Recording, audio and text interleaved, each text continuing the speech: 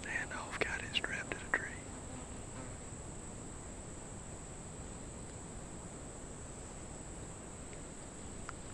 Somehow managed to get my bow pulled up. Got my camera set up, got my pack off.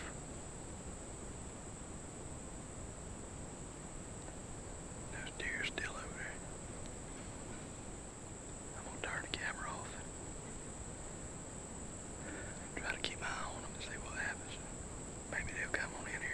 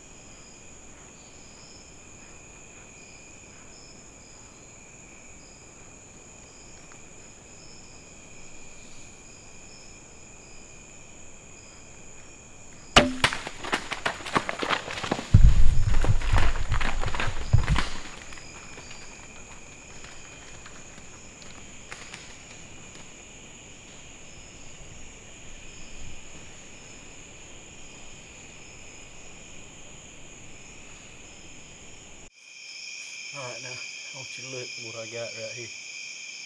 Man, I set up on these persimmon trees coming here this afternoon after work, and thinking I might have made a mistake. Now I'm gonna pay for it tomorrow. But I come in here, was headed to a persimmon tree that I have seen loaded down in the past, and I felt like it probably had some on it this year since everything seemed to have made. And before I ever made it over there to it, I come up on two more big ones, and I've never seen them have anything on them, but they were loaded down, and the ground was just destroyed under it. It was dropping in the edge of a wet slough, and it was kind of dropping in mud, the majority of it. Just absolutely destroyed. And I got about 12 foot up the tree, and I thought I caught some movement out there, and kind of towards that tree that I was headed to. And sure enough, I kept looking and I saw a tail flicker, and I was like, man, they probably went 50 yards, maybe 60 at the most from me. And I was thinking, man, they coming in here. I got to get up and get on the stand, and I had one limb in the way, so I had to drill two more bolts real quick. Got my stand on as easily, quietly as I could, and somehow got my bow pulled up without making any racket. Got an air knocked. Had to screw my bow hanger in so I could put my bow down just long enough to try to set my camera gear up. I got everything set up, and I could still see movement over there. That deer was still over there, and I'm guessing they were feeding on another persimmon because they were there for a while. Well, that had to be about 5:45 maybe. Didn't see anything else until I think it was 7:08 maybe. I glimpsed two deer. I don't know if it was the same ones. They were kind of coming from out there in the swamp. They come through, actually right down here below where we're sitting right now. And I saw them cross the slough and going out up on the hill. And it was starting to get later and later. And about, I think it was about 10 minutes till 8, I heard something, and it sounded like a deer. And I think my bow was still hanging up. I reached and got it and got turned around and was just standing there. Hadn't heard nothing else. And all of a sudden I seen these antlers right here down there under the far persimmon tree. And I could tell right away it was a good buck, but I couldn't tell how good.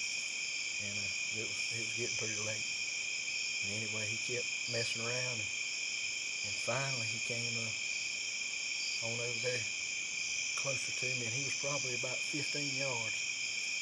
And I had a broadside shot on him, and something made a noise further back out the swamp, and he picked his head up and stared at it. And I said right then, if he puts his head back down, I'm going to go ahead and shoot him.